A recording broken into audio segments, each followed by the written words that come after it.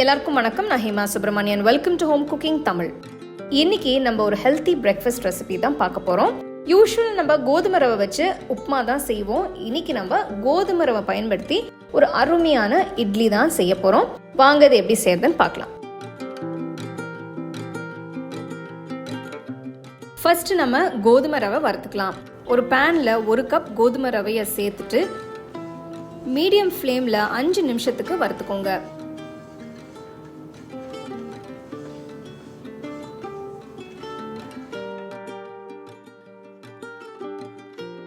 அஞ்சு நிமிஷத்துக்கு அப்புறம் அடுப்பை ஆஃப் பண்ணிட்டு இதை இன்னொரு பிளேட்டுக்கு மாத்திட்டு நல்லா ஆற விடுங்க.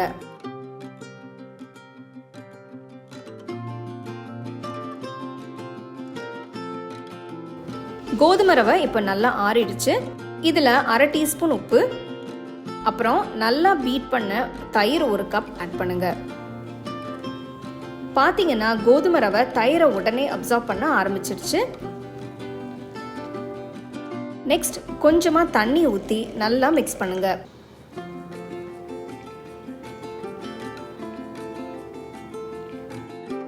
நல்லா மிக்ஸ் பண்ணதுக்கு அப்புறம் 1 மணி நேரத்துக்கு அப்படியே மூடி வச்சிருங்க. தாளிக்கிறதுக்கு எல்லா இன்க்ரீடியன்ஸையும் ரெடியாக எடுத்து வச்சிருக்கேன். கடாயில் 2 டீஸ்பூன் எண்ணெயை ஊற்றுங்க. 1 டீஸ்பூன் கடலைப்பருப்பு, 1 டீஸ்பூன் உளுத்தம்பருப்பு, 1 டீஸ்பூன் கடுகு, 1 டீஸ்பூன் சீரகம் எல்லாம் சேர்த்து நல்லா மிக்ஸ் பண்ணுங்க. கடுகு பொரிய ஆரம்பிச்சதும் 1 துண்டு இஞ்சி பொடியை நறுக்கினது சேர்க்கிறேன். 1 பச்சை மிளகாய் பொடியை நறுக்கினது, கொஞ்சமாக கருவேப்பிலை ஆட் பண்ணுங்க.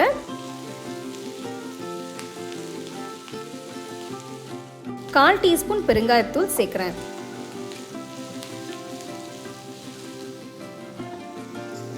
ஒரு மணி நேரத்துக்கு அப்புறம் பார்த்தீங்கன்னா கோதுமை ரவை நல்லா தண்ணி எல்லாம் அப்சார்ப் பண்ணிட்டு சூப்பராக திக்காக ஆயிடுச்சு. இப்போ இதில் தாளிச்ச மசாலாவை சேர்த்து நல்லா மிக்ஸ் பண்ணுங்க.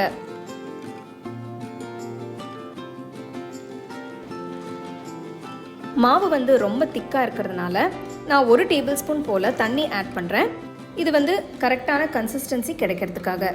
இதுக்கு மாவு தண்ணியாக இருக்கக்கூடாது, கொஞ்சம் இந்த மாதிரி திக்காக தான் இருக்கணும். இப்போ நம்ம இட்லி பண்ண ஆரம்பிக்கலாம். இட்லி தட்டில் கொஞ்சமாக எண்ணெயை தடவுங்க. இட்லி தட்டில் சென்டராக நான் வறுத்த முந்திரியை வைக்கிறேன்.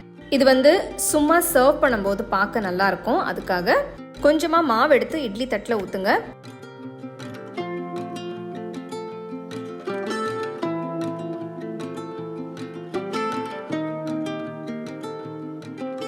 ஃபுல்லாக ஊற்றி முடிஞ்சதும் இட்லி பாத்திரத்தில் வச்சு 15 நிமிஷத்துக்கு வேக விடுங்க. 15 நிமிஷத்துக்கு அப்புறம் பார்த்தீங்கன்னா இட்லி நல்லா வெந்து சூப்பராக ரெடி ஆயிடுச்சு. இப்போ இட்லி தட்டை எடுத்துருங்க. எடுத்துட்டு மெதுவாக தட்டில் இருந்து இட்லியை எடுத்து நல்ல சூடாக டேஸ்டியான சட்னியோட சர்வ் பண்ணுங்க. பாருங்க இட்லி எவ்வளவு சூப்பராக பர்ஃபெக்டாக இருக்குன்னு. நான் இங்கே கொத்தமல்லி தேங்காய் சட்னி கூட சர்வ் பண்ணுறேன். கொத்தமல்லி தேங்காய் சட்னியோட ரெசிபி நம்மளோட ஹோம் குக்கிங் சேனலில் இருக்குது. அதோட லிங்க் நான் டிஸ்கிரிப்ஷனில் தரேன். ஸோ ஒரு சேஞ்சுக்கு எப்போவுமே மாவு அரைச்சி செய்கிற இட்லிக்கு பதிலாக இந்த மாதிரி ஹெல்த்தியான கோதுமை ரவை இட்லி செஞ்சு பாருங்கள்.